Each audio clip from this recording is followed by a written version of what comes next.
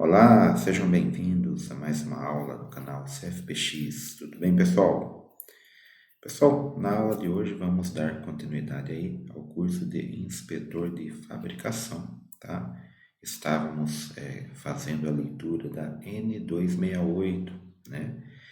E ficamos de dar uma continuidade na leitura dessa norma, ok? Bem, sejam bem-vindos, uma boa noite a todos, tá? Já deixo aí, né, as orientações iniciais para vocês deixarem seu boa noite, a sua dúvida, né, o seu nome aí no nosso chat, tá? Vamos acompanhar aí a interação de vocês, né? Fiquem à vontade, tá ok? E vamos seguindo em mais esta aula aí, né, para complementar, né, o conteúdo teórico aí, já preparando vocês para as aulas específicas, ok? Então já vimos um pouquinho aí da parte básica, né? Já recordamos um pouco aí, né, de alguns assuntos pertinentes aí à inspeção de recebimento, né? Algumas outras normativas, né? Vocês acompanharam nas aulas anteriores e iniciamos aí um conteúdo novo focando um pouquinho mais em documentação, tá bom? Estamos mesclando um pouquinho de documentação e também equipamentos, tá bom? Para fazer aí, né, uma dinâmica em cima desse conteúdo, tá ok? Então vamos para a nossa apresentação de hoje. Então vamos lá, né, pessoal? Então para a aula de hoje nós temos uma apresentação aqui, tá ok? Vamos iniciando a nossa aula, né? Então, pessoal, né, vamos aqui dando continuidade, comentando sobre inspeção de fabricação e equipamentos fabricados, tá? Nós partimos do princípio de uma norma Petrobras, que é a N268, ok? Recordando um pouquinho do que vimos anteriormente, vamos pegar o nosso marca-texto aqui, né? Da N268, ela trata de fabricação de vasos de pressão e ela está nos dando aí, né, uma ideia de como que é a organização de uma norma, tá? E de alguns, né, preceitos aí necessários para as atividades, tá bom? É muito importante a leitura na íntegra, tá? Então nós vamos recapitular vários pontos da norma, mas a questão aqui é a seguinte, né? Ressaltar também a importância de vocês, né, terem essa interação com várias normas, tá? E não somente com a 268, tá bom? O que nós vimos anteriormente desta norma, né? Nós vimos aqui do item 1 ao item 5, tá? Passando pelo escopo, né, que era breve, pelas normas de referências, terminologia, né, os termos e definições, que também esse contexto aqui é padrão para as normas, tá? No item 4 já vimos uma diferenciação, tá? Saiu um pouco dessa parte genérica de procedimentos. Nós vimos que existem dentro do quesito de fabricação, né, vasos classe A e vasos classe B, tá? Na aula anterior discutimos essa diferenciação perante esta norma, tá? Condições gerais nós vimos também, né? Passamos por esse contexto da responsabilidade do fabricante, da documentação, comentamos do pitch, né? Da apresentação dos documentos técnicos, o livro, né, de documentação, que é o databook, tá? E o sistema de arquivos, né, como a gente guarda essas informações, ok? O que eu posso dizer que, né, sempre dentro de um documento, esses termos ficam amarrados e interligados. Então pode parecer redundante muitas vezes a gente continuar a leitura dessa norma, tá? Ainda mais quando nós já vimos outras normas anteriores, tá? Porque uma está interligada com a mesma referência, tá? Então pode acabar ficando um pouco confuso, mas não se preocupem, tá? A questão é seguir mesmo um procedimento também para a leitura dessa norma, tá? ok? Então, nós vamos partir do item 6, que falava de ensaio não destrutivo, tá? Que foi onde nós paramos. Porém, não vamos detalhar muito. Eu vou recapitular um pouquinho sobre o que a norma traz. A norma não traz procedimentos de ensaios não destrutivos, tá? Ela dá algumas orientações, porém, é da seguinte maneira, tá? Então, o que a norma traz no seu escopo, ok? Os ensaios não destrutivos, quando forem exigidos no projeto do equipamento, devem ser executados de acordo com as prescrições desta seção. Então você imagina que, né, a norma vai dar todos os procedimentos? Não, tá? A norma dá algumas prescrições, algumas orientações. E quais são os ensaios não destrutivos contemplados para a N268? Tá? O caso da N268, ela fala do líquido penetrante, partícula magnética, ultrassom, radiografia, visual, dimensional, PMI, estanqueidade e dureza. Já vimos um pouquinho disso, eu já cheguei a comentar, tá? Temos aulas específicas de processos de ensaios não destrutivos, né? Na nossa plataforma, caso alguém tenha dúvidas sobre alguma dessas técnicas, tá bom? Praticamente, pessoal, o que a norma vai abordar aqui são praticamente 9 cursos diferentes aqui. O líquido penetrante é 40 horas, só a partícula magnética é mais 40 horas, né? O ultrassom é 120 horas e assim por diante, tá? Então não dá para aprofundar muito em cada técnica desse ensaio, tá bom? A questão é analisar o documento, tá bom? Porém, né, vamos verificar aqui, ó, item 6.1. Esse é o contexto total, tá? Não fala mais nada, somente isso, tá? 6.1, líquido penetrante, execução de acordo com a Petrobras N1596. Avaliação dos resultados de acordo com o código ASME. Tá? Seção 1, divisão 1, aliás, seção 8, né? Que é vaso de pressão. Divisão 1 ou divisão 2, se for, né? Um caso especial, tá? Nós já vimos, né, que essa é uma referência bem conhecida, bem padronizada dentro da indústria, a ASME, né? Então, por isso que ela também está aqui, né, como uma referência. E já vimos que essa referência já foi citada anteriormente, né? Por isso que quando nós recapitularmos, lembra lá, item 2, referências normativas. Lembra que eu comentei de uma lista completa ali de várias normas Petrobras e também algumas normas, né, NBR e algumas internacionais, que era o caso da ASME. E agora que a gente está revendo, né, essa referência que foi citada no item 2. Então, aqui no item 6, nós vemos o porquê essa referência era citada anteriormente. Tá? E basicamente era só isso mesmo, né? Depois desse item 6.1, já vem o item 6.2, que parece ser muito redundante, né? O que vai mudar? Somente a orientação da norma. Em vez de ser a 1596, vai ser a N1598, né? Para avaliação dos resultados, qual o critério a ser exigido, né? Também a ASME, seção 8. Tá?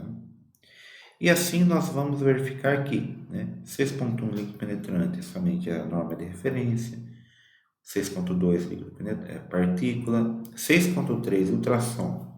Notem que também mudou só uma referencinha aqui, uma notinha a mais que temos aqui, ó, tá? Só por causa que está falando aqui, né, de avaliação dos resultados conforme divisão 1 ou divisão 2, né?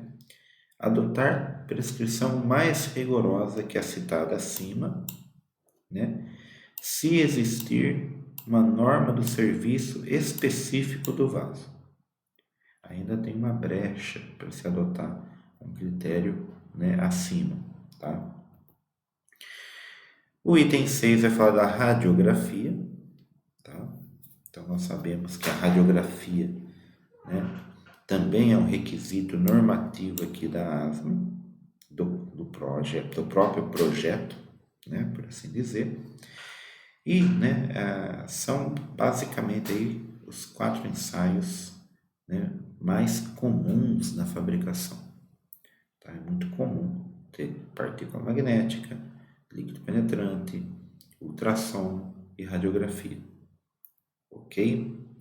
Muitas vezes onde se faz líquido penetrante, possivelmente não faz partícula. Tá? Normalmente onde se faz ultrassom, não se faz radiografia. Ou depende ali do contexto, tá bom? Visual e dimensional, né? Item 5 e 6. Né? Então também tem normas específicas, aqui já vimos cada uma a sua norma, tá? Ok? É só o controle dimensional que vai adotar aí, né, um caso de tolerâncias. Aí nós vamos ver no final da aula, né, uma figura de referência. Só tem uma também, viu? É uma norma que tem muito contexto, né? É até complicado ilustrar ela porque é muita terminologia, muito contexto envolvido, né? Só tem uma figura de referência, tá? Para falar das tolerâncias, tá? Que serão adotadas para aprovação ou reprovação no caso do dimensional, tá? Também temos aulas específicas de dimensional, né? Então vamos lá, tá? O item 7 vai falar do PMI, tá? É quando nós estamos conversando sobre recebimento de materiais. Lembram lá que, né, nós estamos falando que pela normativa nós precisávamos identificar o material. Então eu comentava naquela época tínhamos os testes por ponto, que é o TP, que é uma técnica que se utiliza, né, em ensaios químicos, tá? Porém está sendo substituído por uma técnica inovadora com um instrumento, que é a técnica do PMI, tá? Identificação positiva de materiais, tá? É a tradução, e existe também uma N, né? Uma norma Petrobras, que é a 1592, tá? Para estanqueidade, né? Para estanqueidade o caso fica um pouco mais complexo, porque aí a estanqueidade tem várias formas de serem analisadas e várias técnicas, né? A mais simples e mais comum, que é utilizada além da indústria petroquímica, até mesmo na aeronáutica, tá?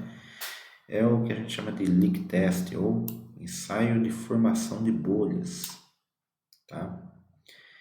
Com pressão positiva, porque existe ensaio de formação de bolhas com pressão negativa também, tá bom? Mas não é o caso, esse caso aqui da N1593 vai tratar desse ensaio, tá? Já tem um requisito aqui, ó.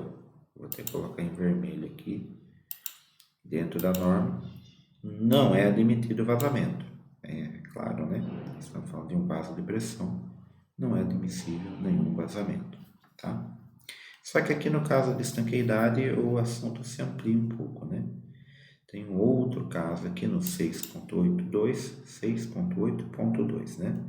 Quando for especificado uma solda de selagem, né, para ligação tubo-espelho, deve ser executado um teste de estanqueidade conforme uma outra norma, que é a N466. Tá?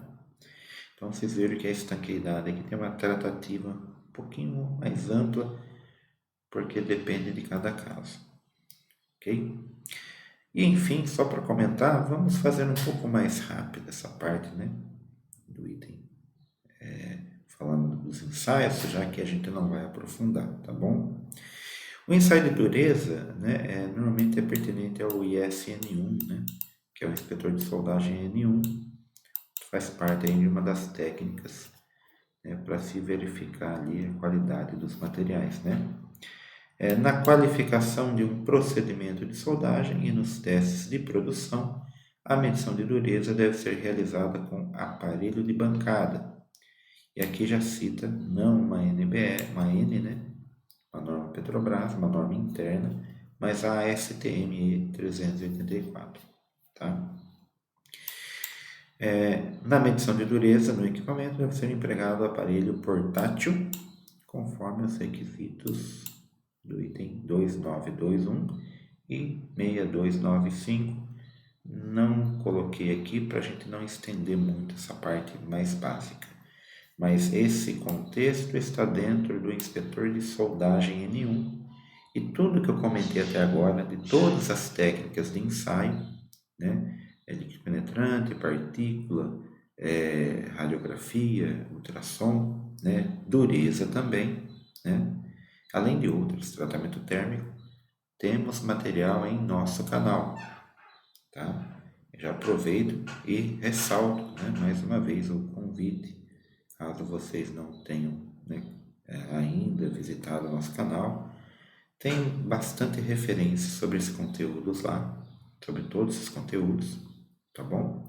De vários professores, vários instrutores, tá? E, né, vocês fiquem à vontade, que é gratuito o acesso, todo mundo tem esse acesso liberado. Sugiro que vocês se cadastrem no nosso canal, né? Curtam, compartilhem, né? E comentem também. Deixem seus comentários no vídeo, que é importante para a gente, tá? Até mesmo fiquem à vontade. Se quiserem postar materiais ali, enviar materiais interessantes, né, para o nosso canal, fica o convite também para vocês enviarem para a escola. Claro, desde que sejam permitidos, tá bom? Beleza, pessoal? Mais uma vez aí, uma boa noite a quem está nos acompanhando aí pelo chat online, pelos comentários, tá? Quem está aí no canal, tá bom? Então, a ideia até aqui é fazer uma análise da norma, tá bom? Da N268. E esse foi o contexto que ela nos apresentou sobre ensaio não destrutivo, né? Até na aula passada eu já tinha falado, né, pessoal? O ensaio não destrutivo dentro da N268 não é lá grande coisa assim, não especifica muito. Justamente porque, né, ela vai focar muito na parte de fabricação, tá? É uma norma de fabricação, tá? Então ela linka outras referências mais específicas, né, com outras normas, tá? Então nós vamos verificar rapidamente o item 7, que é logo após o ensaio instrutivo, que vai falar de identificação e controle de inspeção de materiais, tá? Mas não vamos também, né, fazer a leitura 100%. Vamos pegar alguns pontos só para a gente verificar o que a norma traz, tá? No item fabricação também não vamos desenvolver, porque não é o nosso intuito fabricar, tá? Vamos somente relembrar aí um pouquinho do contexto, né? Não vamos aprofundar. No tratamento térmico, né, nós podemos somente ver como que é um procedimento para relembrar, mas também é uma questão do ISN1, tá? Junto com dureza. E aqui, quando chegar em inspeção de fabricação, aqui a gente vai verificar mais atentamente, tá? Para verificar como que é esse contexto, porque nosso intuito não é verificar como que é feita a inspeção de fabricação. Então é nesse quesito aqui que nós vamos aprofundar a aula de hoje, item 10, inspeção de fabricação, tá? Aí dá para amarrar um pouquinho com o teste hidrostático e finalizamos com o item 12, acondicionamento, embalagem e embarque, para fechar a norma N268 na aula de hoje, tá bom? Claro, tem uns anexos também com algumas figuras que nós podemos recapitular, tá? Então vamos lá, né? Item 7, identificação, controle e inspeção de materiais. O que a norma comenta sobre isso, tá? Primeiramente, o fornecimento de materiais deve ser conforme discriminado na requisição de material pode ser um documento que chama RM, tá? E na documentação de projeto aprovada pela Petrobras, ou seja, o plano, né, é para construção desse equipamento, ou mesmo, né, um PIT, tá? Basicamente vai estar envolvido em cima disso, ó, certificados de qualidade, tá?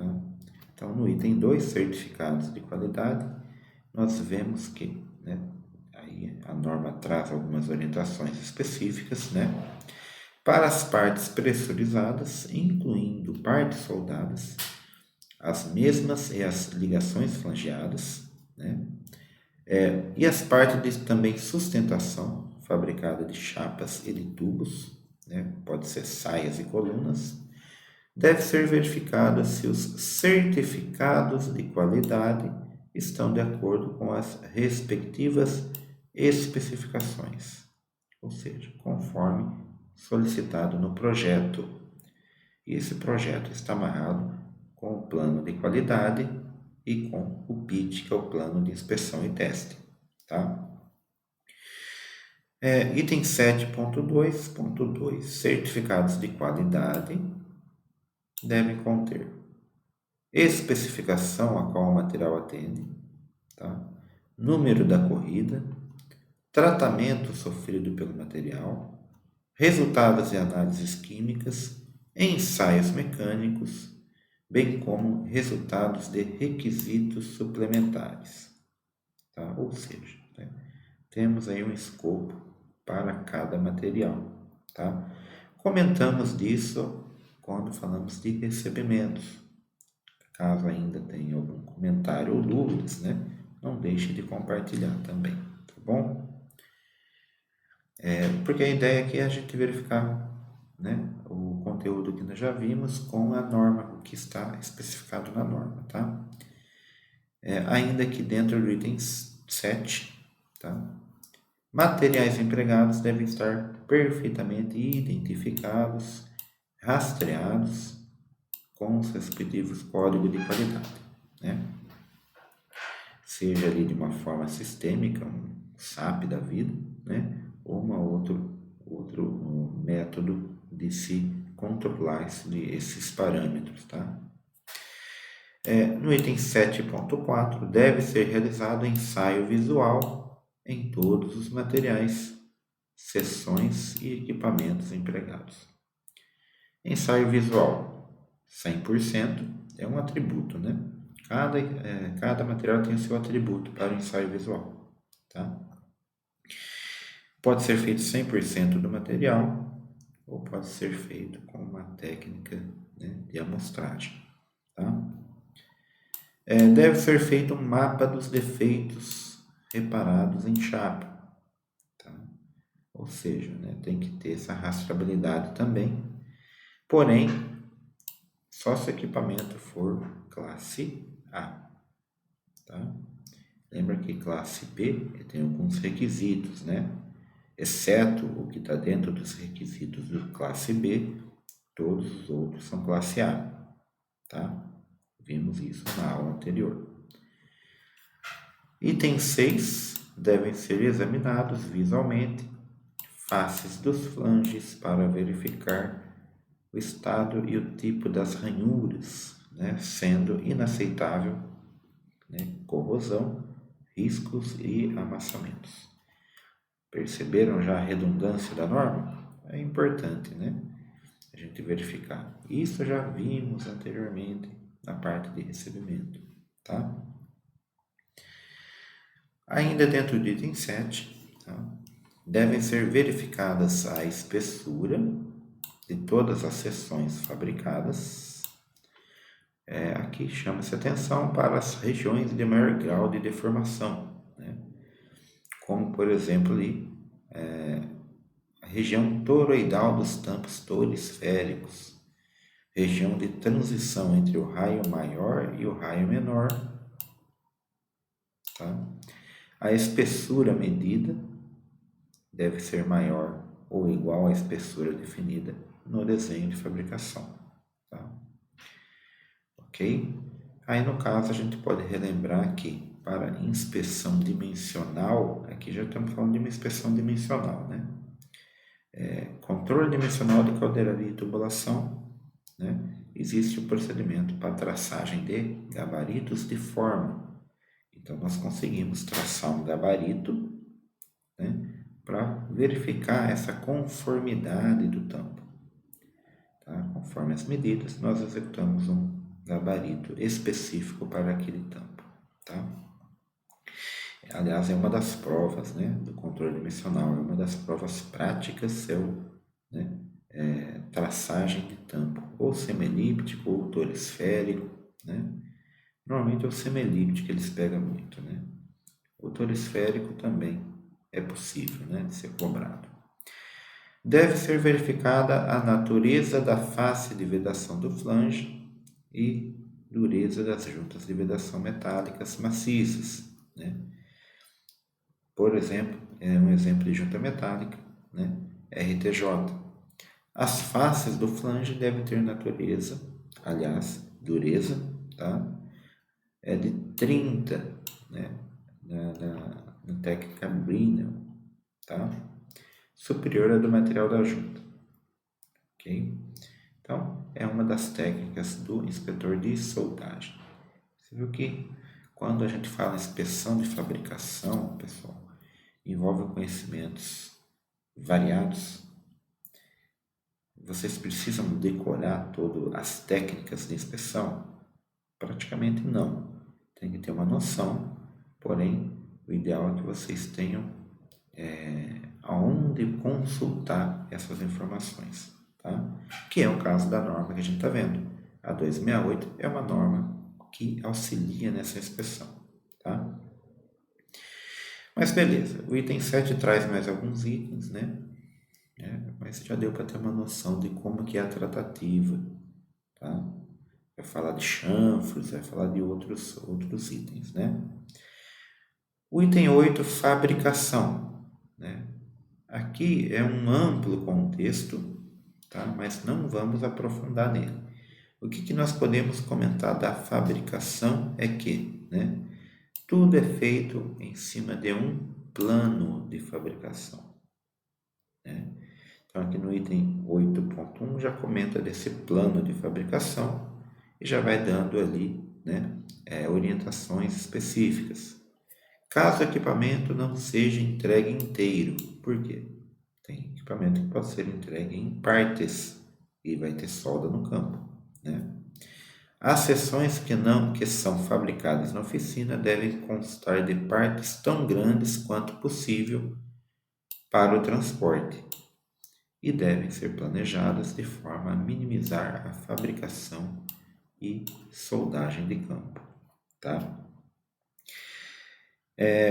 Os parâmetros de qualidade são muito melhores controlados se a fabricação é feita num ambiente propício ali para isso, que é o caso de uma oficina, de um galpão, né? Ou seja, na fábrica, tá? Porque em campo tem outros parâmetros que vão nos atrapalhar, que são aí a questão ambiente, né? Intempéries, né? O próprio ambiente, né? O local, tá? Da soldagem. Porém, né, o que nós estamos refletindo nesse quesito é que a questão logística também é importante, né? Se eu montar o equipamento inteiro, eu vou conseguir entregar no local inteiro? Eu vou conseguir acessar o local onde vai ter esse vaso? É uma usina de açúcar, eu vou conseguir colocar lá como? Lá dentro, né? Se for o caso, por exemplo, né? É uma indústria petroquímica, eu consigo entrar com um caminhão, né? E colocar inteiro o item lá dentro? Às vezes não. Ou mesmo a questão logística da própria estrada. Será que, né, o equipamento montado inteiro eu consigo, né, passar por quais rodovias? Eu vou chegar em quanto tempo no meu destino? Tá? Envolve custos. Tá? Tá? Por isso que esse plano de fabricação, né, tem que ser muito bem estudado. Tá? Pode levar a prejuízos a empresa que, né, fez um mau planejamento. Tá? Então, na fabricação, né, o primeiro item é o plano de fabricação. Depois nós temos aqui vários itens, né, que no momento não vamos nos ater. Tá? Dispositivos auxiliares de montagem, né? Tem outro capítulo só falando de chanfros. Tem outro capítulo falando dos reparo de defeitos em materiais, que é aquele mapeamento que nós comentamos, né? Tem um item só para falar de ajustagem, tem outro só para falar de soldagem, que é o 8.6, furo guia de tampos, bocais, suportes e dispositivos de isolamento térmico e refratários, tá?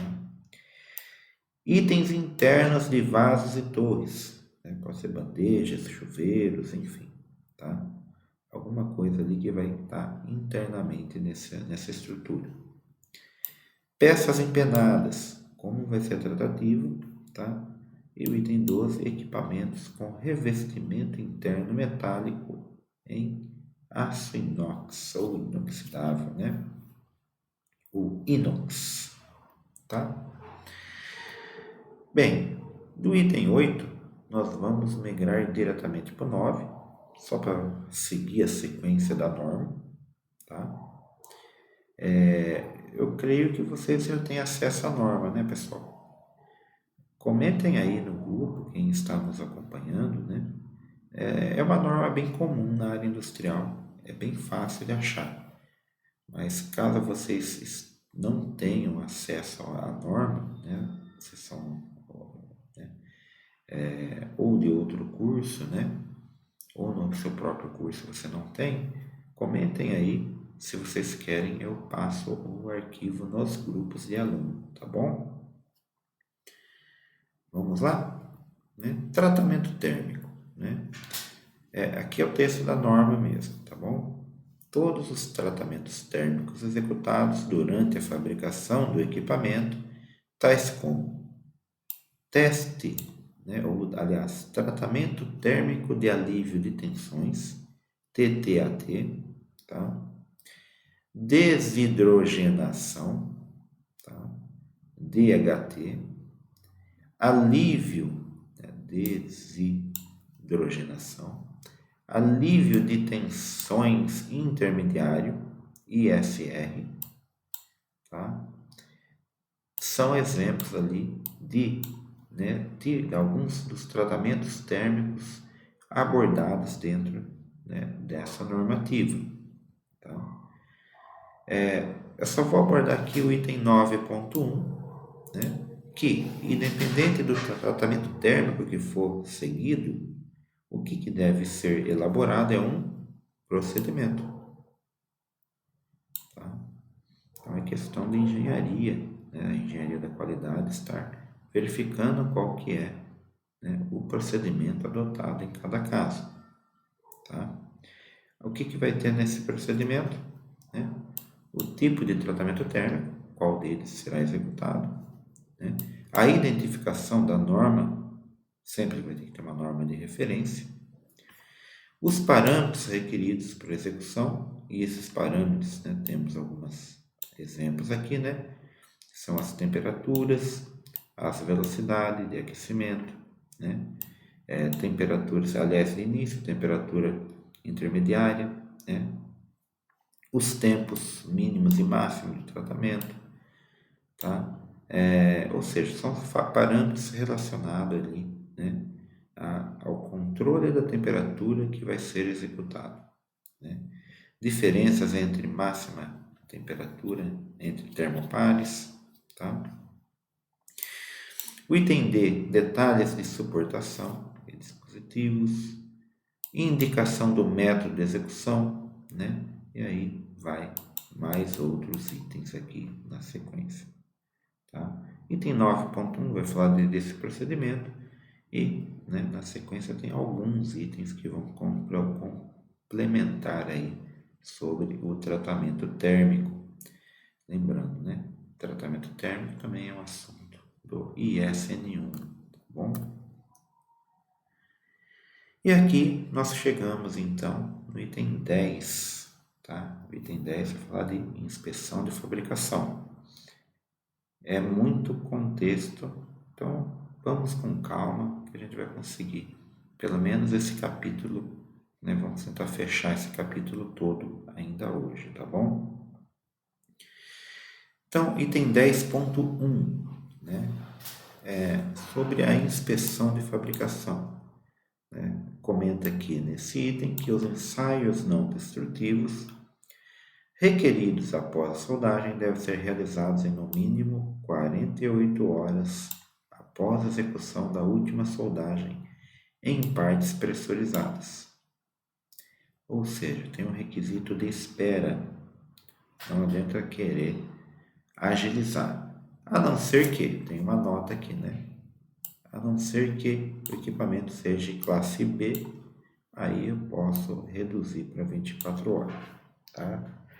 Função aqui do inspetor de fabricação: verificar se esses prazos foram cumpridos, porque uma coisa é o laudo sair ali de um líquido penetrante, né, aprovado, né, o inspetor executou, só que não se atentou ao requisito de 48 horas. No processo de soldagem, né, nós sabemos que, dependendo, né, do tipo, né, de processo, após 48 horas, ou mesmo assim um período longo de resfriamento, né, da peça, pode mascarar trincas, pode mascarar microtrincas, né, que só serão perceptíveis após esse período, tá? Depende do material, né, depende de cada caso. Por isso, o requisito de peças pressurizadas, né, serem analisadas após 48 horas da última solda, tá? No item 10.2, chapas cladeadas, né, são chapas específicas. Deve ser inspecionada por ultrassom após a conformação. Aí tem uma norma específica aqui, a 1594, seguindo o método e critério de aceitação e especificação da chapa, né?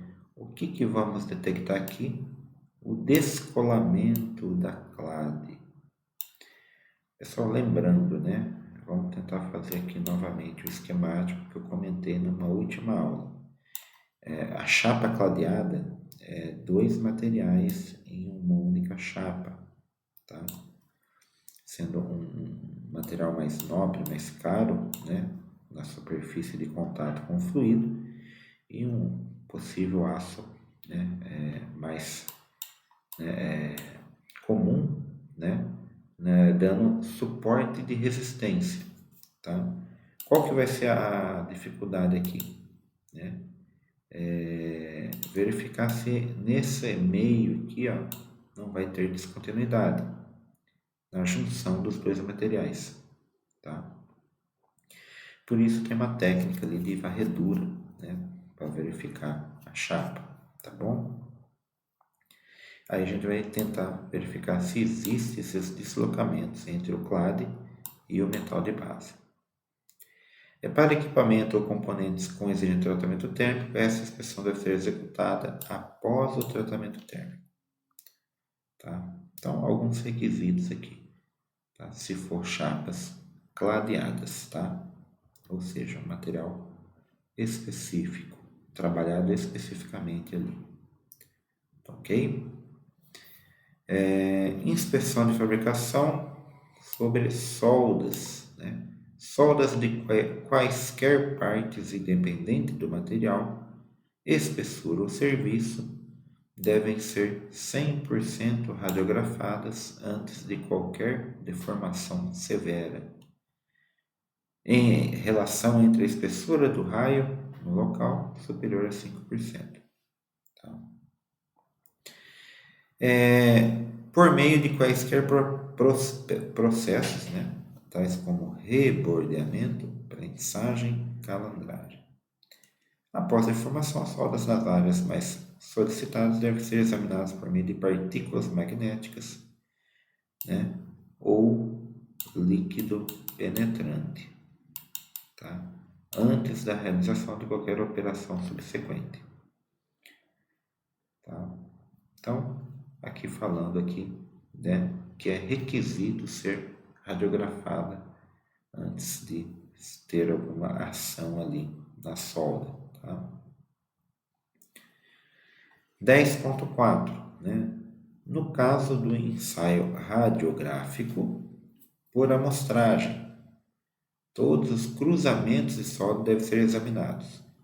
Então, ou seja, né, esse caso aqui é muito comum, tá? Quando nós temos, por exemplo, né, vamos ter uma solda longitudinal e uma solda, né, transversal, tá? Então temos um ponto em comum aqui, ó, que é um ponto de cruzamento, tá?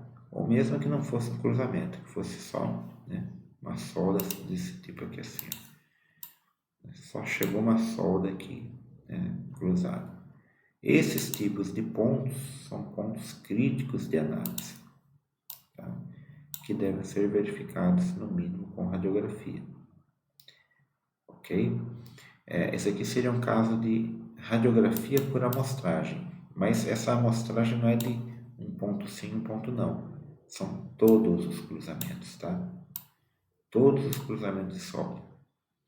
Por quê? Eu posso fazer um trecho e incluir esse ponto, tá? Esse cruzamento, tá bom? Aí tem até uma nota aqui, né, falando que o exame dos cruzamentos deve ser realizado com o comprimento do filme posicionado sobre a solda longitudinal, tá? Então tá dando uma orientação técnica para se fazer perante a longitudinal, tá? No item 10.5, né, a remoção dos dispositivos auxiliares de montagem e soldas provisórias devem ser tratada conforme a N133, né? Já comentamos um pouquinho dessa norma, tá? Aqui só está falando que tem que ter ali todo um processo ali, né? Caso haja redução de espessura, utilizar o ultrassom para medir a espessura, né? E o valor obtido tem que obedecer ao item 7, já vimos o item 7 quando falamos do controle dimensional, né? Vimos hoje, 7.7, medição de espessura, tá? Tem os critérios de análise ali, ok? 10.6 e 10.7, vamos agilizando, pegando dois itens aqui, né? Aqui está falando de trocadores de calor, lembrando que trocadores de calor se enquadra como um vaso de pressão também, porque é pressurizado, tá? Deve ser realizado exame de fluido penetrante nas soldas de ligação tubo-espelho, né? Dependendo da configuração, aí na norma, né? Ainda hoje, se der tempo, nós verificamos aí, tem várias ilustrações no anexo A sobre essa relação de tubo-espelho, tá? Ok? Varia bastante os trocadores de calor, né? Mas aqui, basicamente, está falando que tem que ser feito líquido penetrante e, claro, vai ser feito o teste de estanqueidade também, né? No item 10.7 também vai falar do ensaio de líquido penetrante ou partícula magnética, né, em qualquer local submetido à guivagem. Guivagem, então lembrado, é o processo de retirar o material da solda, tá? Então existe aí, né, procedimentos específicos para se fazer a remoção da solda, né, por guivagem, tá bom? 10.8, né? Aqui comenta que deve ser realizado o exame de partícula magnética ou LP, líquido penetrante, nas regiões antes do teste hidrostático, tá? para equipamentos da classe A, tá? E não da classe B. Nas juntas soldadas, interna e externamente, compreendendo aí uma faixa de 200 milímetros de largura, tá? Juntas de reparos de chapa, regiões de solda removida de dispositivo auxiliar de montagem e soldas de fixação de acessórios, tá? Então, algumas recomendações aqui antes do teste hidrostático, tá? Ok? 10.9, né? Para equipamentos sujeitos a tratamento térmico, devem ser atendidas as prescrições anteriores, do 10.8, e depois fazer o tratamento térmico. Ok? 10.10, deve ser executado líquido penetrante, LP, ou PM, partícula magnética, né? Em dispositivos de levantamento do vaso, ou seja, nos olhares de içamento, tá? Também são itens aí pertinentes aí a uma inspeção, tá? Ok? No item 10.11, né? Após a fabricação, deve ser realizada a inspeção dimensional completa. A inspeção dimensional, né? Ela começa na pré-montagem, né? Com os elementos, né? Aliás, começa até mesmo no recebimento, né? Mas ali no final você tem ali também, né, que fazer todo o contexto, tá? De inspeção dimensional. E vai ter um relatório específico, né, com todas as dimensões aplicáveis ao equipamento, né, e tem uma referência no anexo A que dá uma ideia, né, das tolerâncias dimensionais, tá? Então a figura aqui a gente vai ver também um pouquinho dela, tá? No caso de trocadores de calor, então tem duas notas, né? No caso de trocadores de calor, aplica-se as tolerâncias dimensionais, né? Da norma tema, quando não houver referência no anexo A. Nós vimos que tem uma NBR também, tá? A inspeção dimensional deve ser executada por inspetor certificado ABNT NBR 15.523. Vocês lembram dessa norma? Essa daqui é a norma para qualificação de controle dimensional, CDCL. Ok? É isso que o inspetor de fabricação verifica. Se o inspetor se era qualificado para fazer esse controle dimensional ou caso tenha aí uma equivalência internacional, tá? Para controle dimensional. Tá ok? O mais comum é a nacional mesmo. 10.12, né? O fabricante deve disponibilizar um gabarito, né, com furação para as bases, né? Conforme vai ser montado em campo, né? Para a colocação dos chumbadores, né?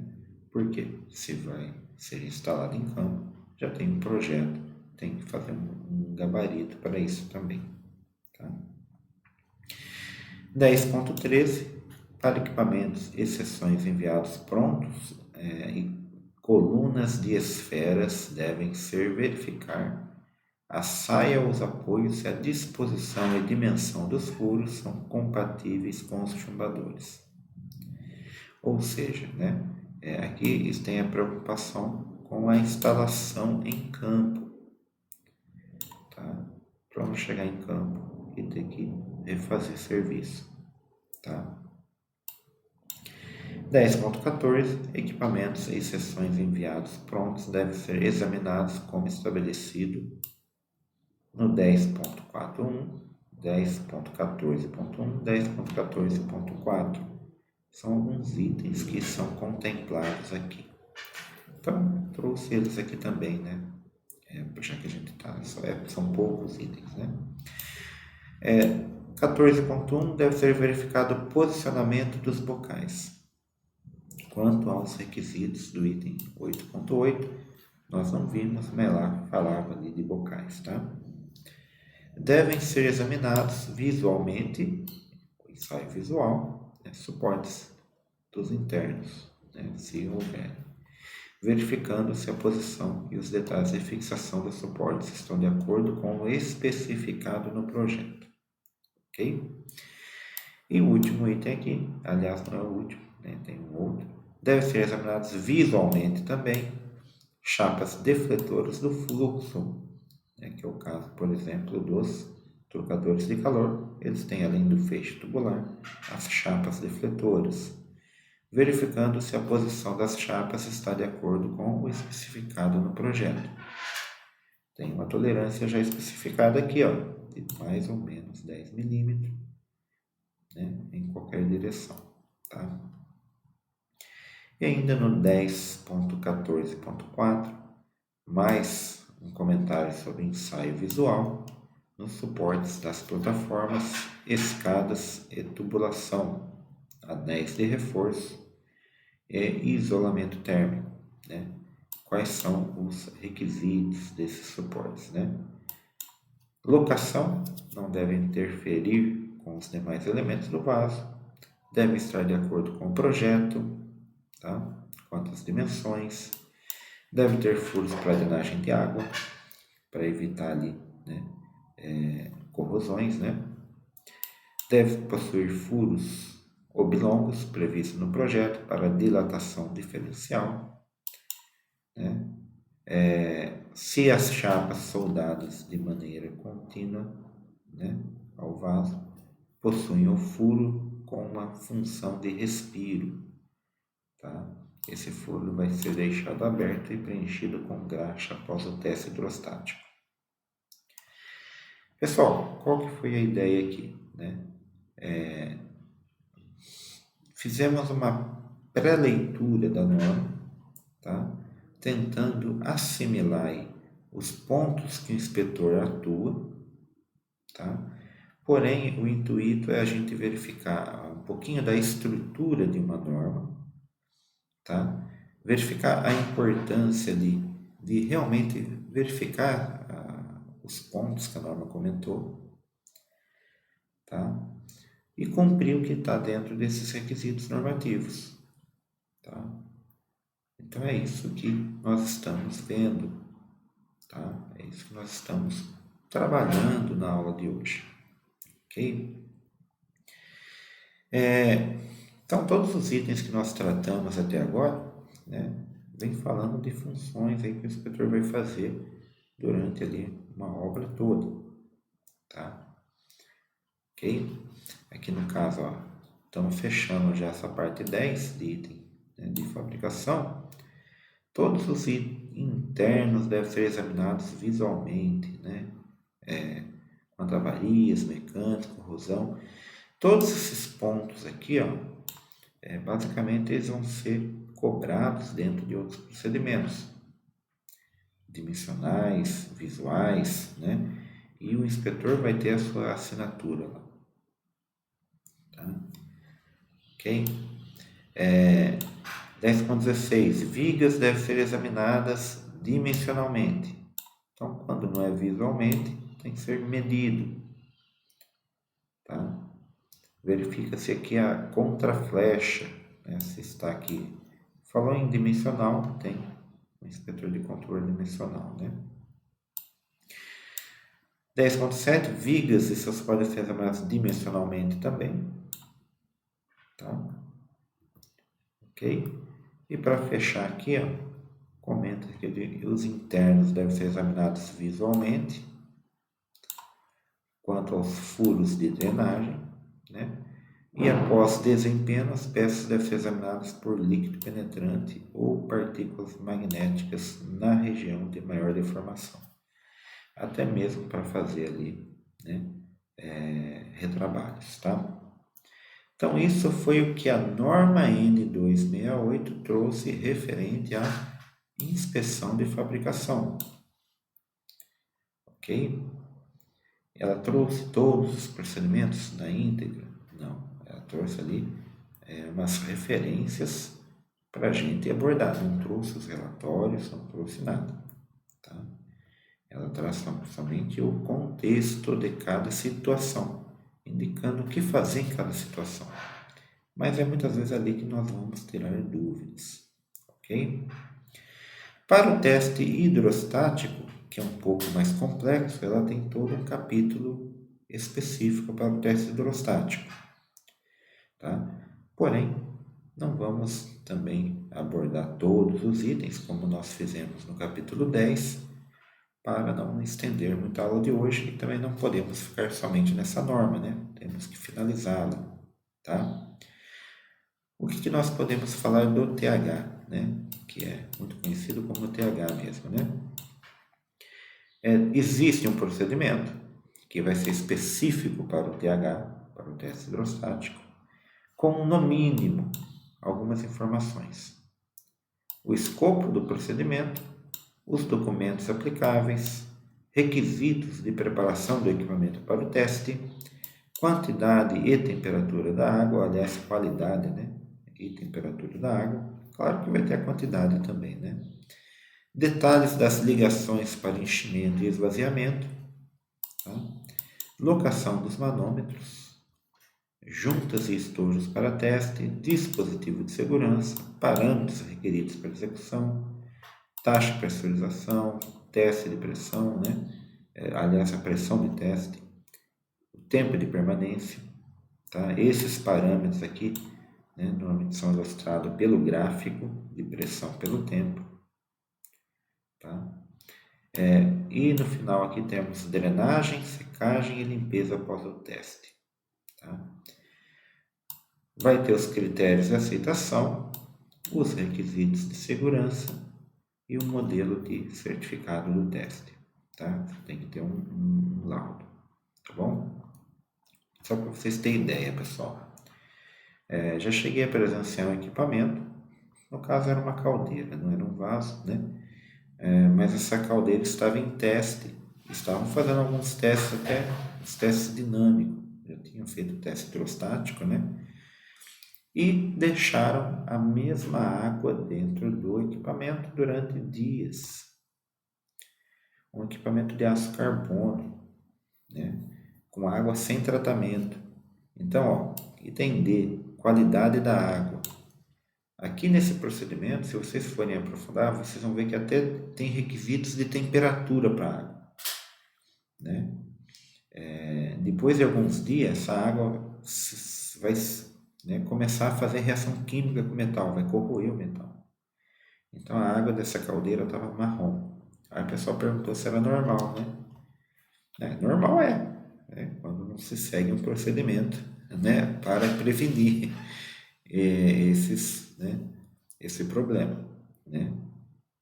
Mas não era para ser deixado a água dentro do equipamento, né? Ok? No item 11.1.2, né, todos os vasos que forem entregues inteiros devem ser submetidos ao teste hidrostático na oficina do fabricante antes do embarque. Aqui nós estamos vendo esse contexto dentro da N268, tá? Porém, eu já vou relacionar isso daqui com... deixa eu ver se eu consigo trocar a cor da caneta aqui. Não estou conseguindo? Vai. Vamos lá. Tá? Esse contexto aqui, ó, de ser obrigatório o teste hidrostático no fabricante, ele também casa com os requisitos da NR13, tá? A NR13 é vasos, caldeiras, tubulações interligadas a esses e também alguns tanques de armazenamento específicos metálicos, tá? Se o fabricante, né, não fizer esse teste hidrostático antes de entregar o produto, ele corre o risco aí de ser penalizado perante a lei, tá? Então, é uma questão, nem é sugestão normativa somente, é questão de legislação, fazer um teste hidrostático, tá? Pode ser um teste que substitua, mas o mais barato é o teste hidrostático, né? Ok? Aqui nós temos um exemplo, né? Só falando do teste hidrostático, né? Eu achei interessante trazer dentro do contexto da norma, tá? Porque ela não é muitas vezes que ela orienta especificamente assim, né? Ainda mais no esquema de teste, né? De inspeção. Mas no item 11.8, dentro do item do capítulo 11, né? Ela traz tipo um roteirinho, um procedimento, né? Para se fazer o teste hidrostático. Esse aqui é o que seria um procedimento, ó, que nós vamos falando de procedimento, né? Então, para fazer o teste hidrostático, a norma traz um procedimento, tá? 11.8.1 é o primeiro item, né, desse procedimento. Elevar a pressão até 50% da pressão de teste hidrostático, a PT, tá? Pressão de teste, tá? Então, vamos supor que minha PT é 100. Se minha PT for 100, nesse primeiro ponto eu vou colocar 50, metade da pressão de teste, tá? Aumentar, aí no item 2, aumentar gradativamente a pressão com uma taxa de elevação menor ou igual a 20% da PT por minuto, até atingir a PT. Aí na figura nós vamos ver que tem uma rampa aqui, né? Essa rampa, essa primeira rampa que eu citei em verde aqui, é esse item 2, tá? No item 3, fala de permanecer a pressão de teste por 30 minutos. Vamos trocar de cor aqui, ó. Então, 30 minutos aqui, ó, tá? É o tempo de teste ali. Nesse ponto aí, nós vamos analisar se houve alguma ruptura, um furo, se houve algum vazamento, se houve ali, né, uma queda da pressão que está sendo controlada, tá? Então, nessa parte aí, nós temos que ter a preocupação que o equipamento está pressurizado. Então, muito cuidado, não se pode, né, fazer movimentos bruscos, somente visual, tá? Depois, né, você vai reduzir a pressão, tem uma taxa de redução também ali, para 77% da PT, tá? Ok? E aí sim vai executar a inspeção final, ok? Reduzir gradativamente a pressão até atingir a pressão atmosférica, mantendo-se a descompressão e abrir os bocais superiores para evitar o vácuo no esvaziamento, tá? O vácuo também é preocupante ali, ok? Então essa estruturinha aqui, ó, né, vamos ampliar ela um pouco aqui, né? É um esquema de pressurização e inspeção para o TH, para o teste hidrostático. E tem os requisitos aqui, tá? Então, nós vamos começar na pressão zero. Ó, pressão de teste aqui, ó. Pressão de teste em porcentagem, 0%. Tá? Vamos subir até um nível de metade da PT. Deixa estabilizar para ver se não vai ter queda. Porque nesse momento aqui, ó, se eu cheguei a 50%, né? Estabilizei durante um momento e teve uma queda, é porque estou tendo algum problema, né, de estanqueidade, ok? Tá? Nesse ponto eu não posso ter problema de estanqueidade, tá? Aí sim, né, dando tudo ok, nós vamos seguir para a pressurização até a PT. E nessa estabilização aqui, ó, eu estou estabilizando na PT de 100%. Tá? 100% da PT. Tá? E depois eu desço até 77% do valor para fazer a inspeção final, questão de segurança. Tá? Ok? Então, taxa de despressurização, semelhante ali à taxa de pressurização. E depois que realiza a inspeção final, aí sim pode-se chegar a zero novamente. Tá? Então, esse é o esquema aí do teste hidrostático. Tá? Ok? Bem, do item 11 era teste hidrostático. Tem mais alguns itens na norma, né, que eu não trouxe, para não delongar muito.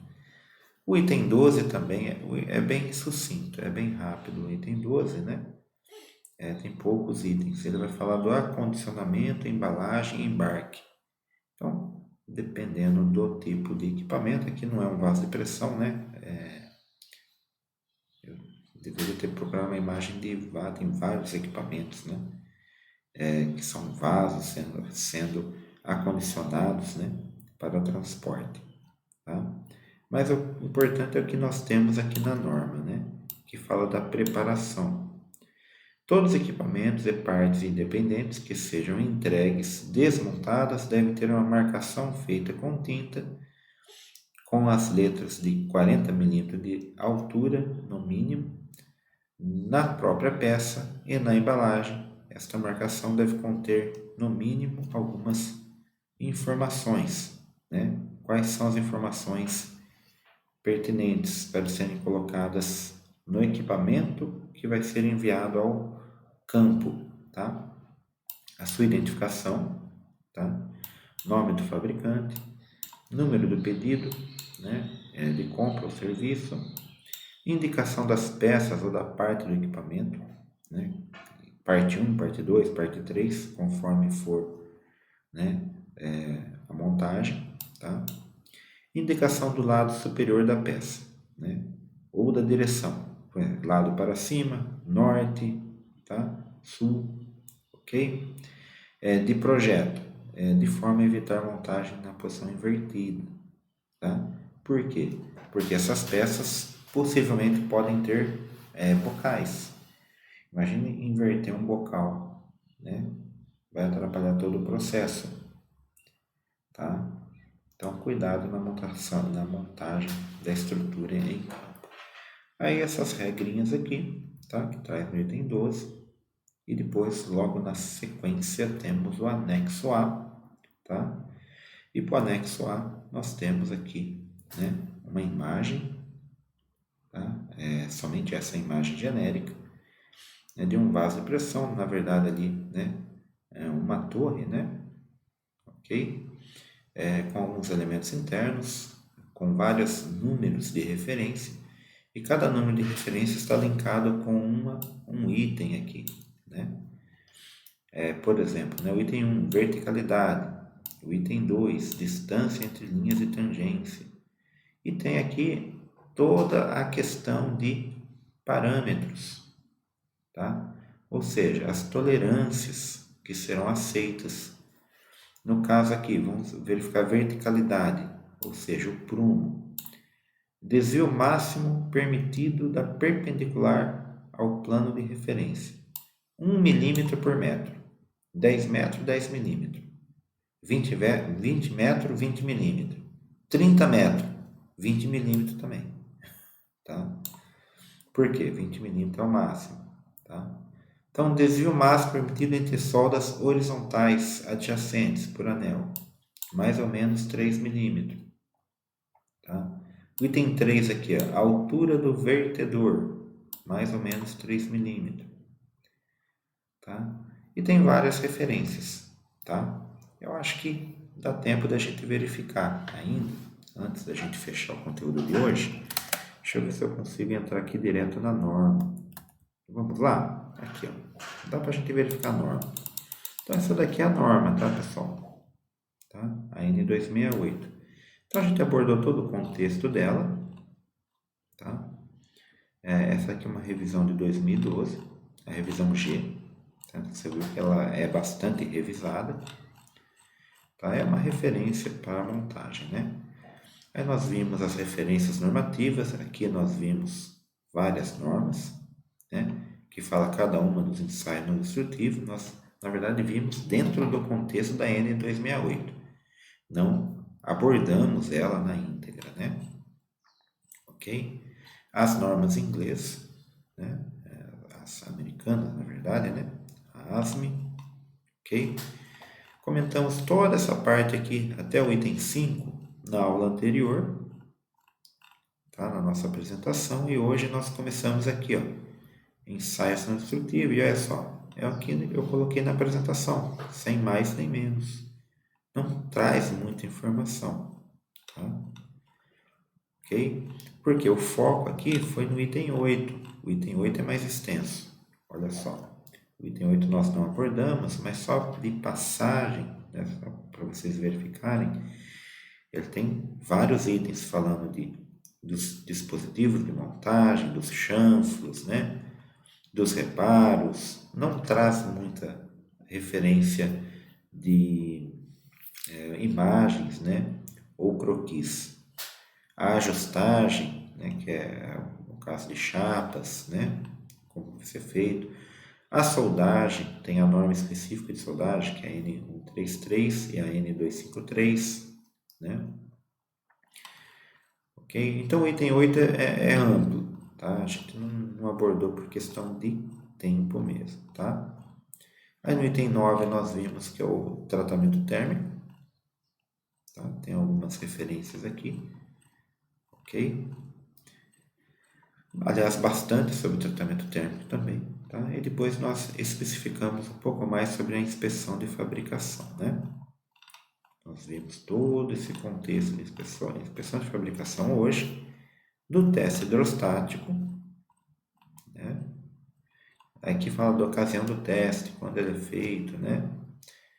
Somente após a apresentação de todos os registros de inspeção. Isso aqui acho que é até interessante ressaltar, né? Aí, o teste hidrostático deve ser realizado somente após a apresentação de todos os registros de inspeções e testes previstos no PIT. Tá? Então, o PIT ele tem lá como último requisito fazer o hidrostático. Né? Água, a questão da água que eu comentei. Aqui tem até temperatura da água, né?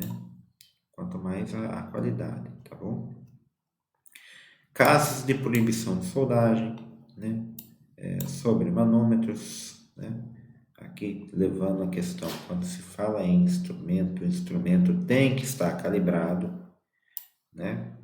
É de praxe de metrologia. Falou em instrumento de medição, tem que estar calibrado dentro do vencimento, identificado e tudo mais. Qualquer instrumento. Treina também? Treina também. Uma simples escala, você vai medir com a escala, tem que estar calibrado, tá? Menor divisão da escala não deve exceder a 5% da indicação máxima da escala. Tem alguns parâmetros de metrologia aqui, interessante, né? Aqui fala do teste pneumático e hidropneumático, tá? Porém, eu sempre comento que o pneumático tem um risco muito grande, tá? Então, devido ao grave risco, só são admitidos excepcionalmente, tá? E tem que ter uma autorização específica da Petrobras, ok? Aí no item vai falar de segurança e tudo mais, mas não quero chegar aqui, né? Eu quero passar aqui pelo item 11 e também pelo 12, tá? E chegar aqui no item, no anexo A. Então aqui no anexo A, nós temos aqui, ó, vamos até ampliar um pouquinho mais a figura, para vocês verem, né? Alguns detalhes aqui do item 1, né? Tem algumas linhas de referência, tá? LT, LS, né? Os números, tá vendo? As distâncias entre os bocais. Então aqui, ó, o item 30 é uma distância entre esses dois bocais, né? Ok? O item 7 é uma diferença de elementos internos entre chapas defletoras aqui. Ok? Então tem todo alinhamento das flanges, tá? O ângulo, item 13, tá? A linha de solda, ok? Linha de tangência, que entre a linha de solda e a linha de tangência tem aquela saia, né? Ok?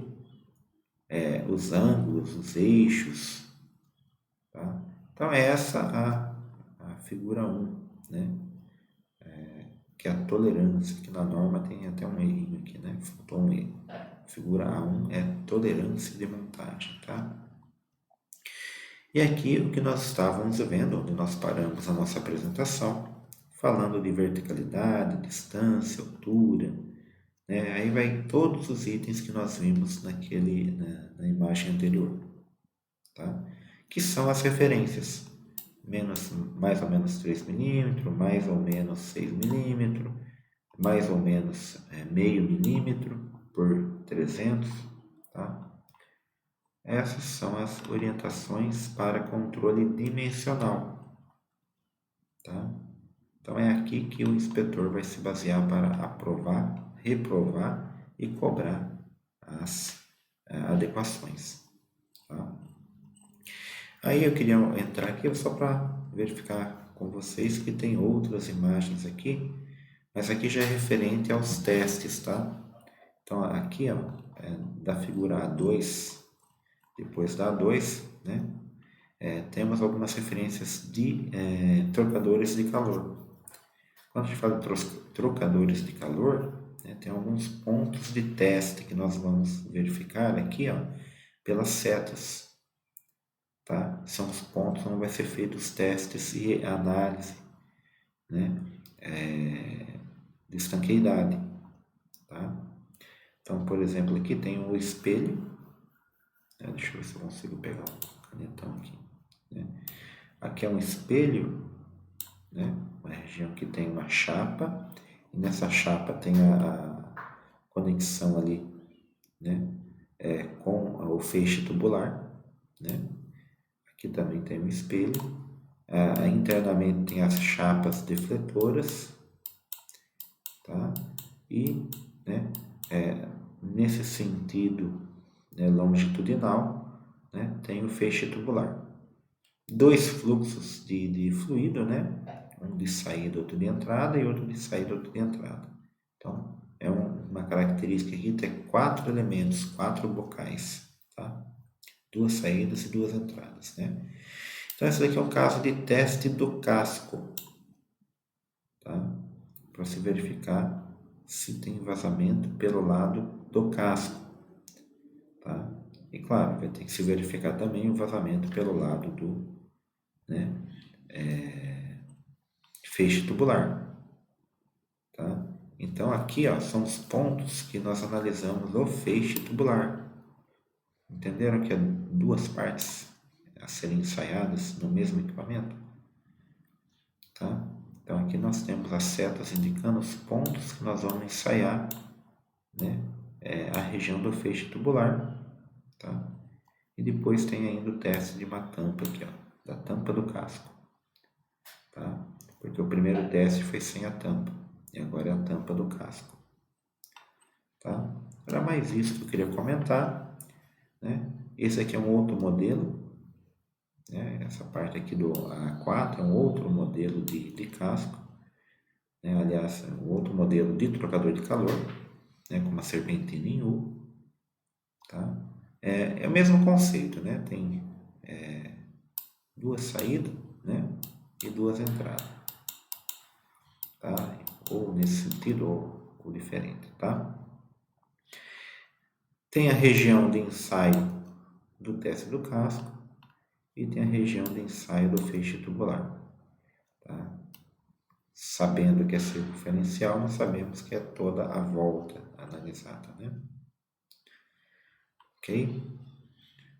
Enfim, tem algumas referências conforme os modelos, né? Conforme os modelos variam, tá?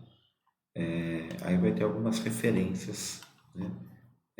Para os testes, tá? De estanqueidade, tá bom?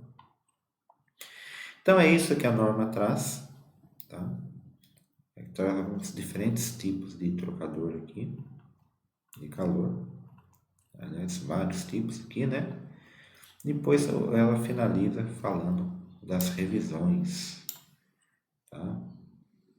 Ok? Quando foi feita as últimas revisões. No caso aqui, a última revisão, revisão G.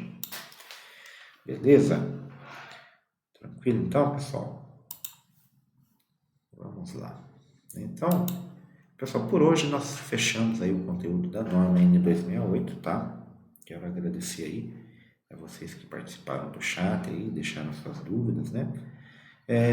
Eu vou verificando com calma aí, né, o comentário de vocês. Vocês podem ainda, tem tempo de deixar o comentário e assistir, tá? E na próxima aula nós continuamos, tá? Com esse assunto, ok? De equipamentos, né? E documentação que são pertinentes aí, né? Ao processo, né, do inspetor de fabricação, tá? Beleza? Bem, então, por enquanto então, né, uma boa noite para vocês, né? Obrigado pela participação e até a próxima aula, beleza? Até mais, pessoal. Obrigado aí.